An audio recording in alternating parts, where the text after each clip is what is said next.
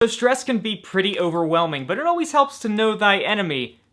I like to quote the Bible. So what we're gonna do is we're gonna actually go back in time in my brand new time-traveling Chrono-Copter. I'll fix this later because the goggles are broke. But yeah, let's go. Let's go back in time to when stress evolved, eh? Eh?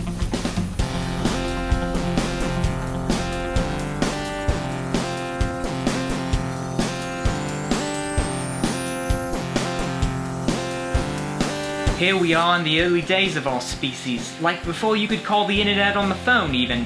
Stress then was one of our best buddies, part of our fight or flight response. It helped us survive. Oh no! Modern life has removed a lot of those mortal threats that made our stress levels so helpful. The watch out for mastodon part of our brain needed something to do. These days they occupy themselves by kind of freaking out about our daily tasks and responsibilities. So how do we fight stress? Step 1, identify the source of your stress. Maybe it's workload, or social isolation, or relatives. Even positive life events like marriage, or a new puppy, or a new house, like those can be stressful too. If you can't quite figure out the source, we would recommend maybe keeping a stress journal. Take note of the context of your stress, like what you're doing, what time it was, who you were with, did you eat something weird? Hopefully you'll start to notice some common patterns that'll help you identify the source. I do want to take care to note though that your stressors might not actually be external, like they could come from an anxiety disorder or from how you're mentally framing neutral external events. Those can be helped by some of the techniques we'll discuss to a certain extent,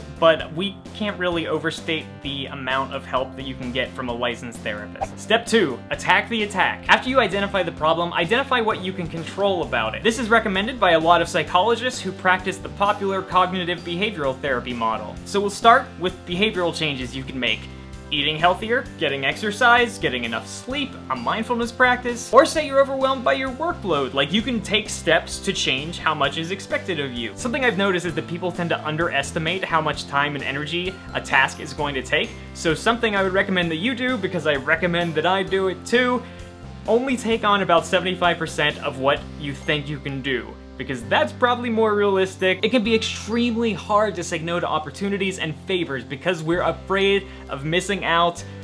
That's understandable. But if we overcommit, burnout is inevitable, which is going to negate all the positives you thought you were gonna receive.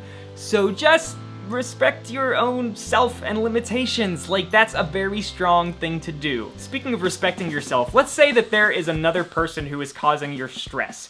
Behaviorally, there are a couple things you can do. 1, tactfully confront them and work the issues out. 2, minimize the amount of time you spend with them. But realistically, guys, I admit that you can't always patch things over and you can't always avoid that person. So in that case, what the heck? Well, this is where the cognitive part of cognitive behavioral therapy comes in. Basically, you mentally reframe the stressor by changing what it means to you. For most people, there are 3 common beliefs that go through your mind when you're depressed. 1, it's personal, it's your fault. 2, it's permanent, will never go away. 3, it's pervasive, everything is bad. Similar thought processes can also cause stress. Actually writing down your thoughts and then writing down logical rebuttals of them, like that can be weirdly helpful too. Okay, so you've attacked the attack. You're ready for step 3. Maybe don't actually attack the attack. Doing the cognitive behavioral therapy techniques to reduce stress can sometimes actually increase stress. If you're one of the people that happens to sometimes, I would personally recommend trying out acceptance and commitment therapy. So ACT basically espouses a radical acceptance of reality. Rather than trying to better control your thoughts and feelings, it teaches you to mindfully just notice them, accept that they exist, and commit to living by your values regardless. For many people, the result of this is an increased sense of well-being and purpose. Accepting and committing does not mean that you stop taking action. It means that you accept that reality is hard, sometimes it hurts, but life and effort are rich and worth the candle. The truth is that stress is a part of life, and maybe that's kind of a good thing. Stanford psychologist Kelly McGonigal has written and TED Talked about how to take advantage of some of the surprising benefits of stress. But still, reducing the negative effects of stress is a very good thing. Huge amounts of stress will probably not vanish overnight, but with focus and experimentation, it's gonna improve. And that is it from us today. If you have any tips about stress reduction, please let us know in the comment section below. We would love to hear from you.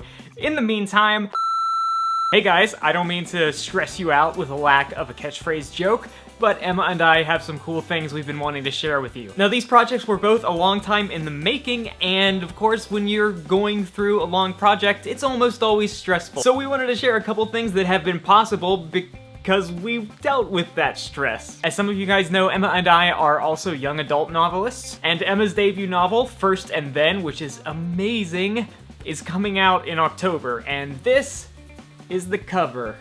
It is so beautiful. And I'm also really excited to announce that my second book is coming out in April 2016, and I'm about to show you the cover, and this is the first time anybody has seen it.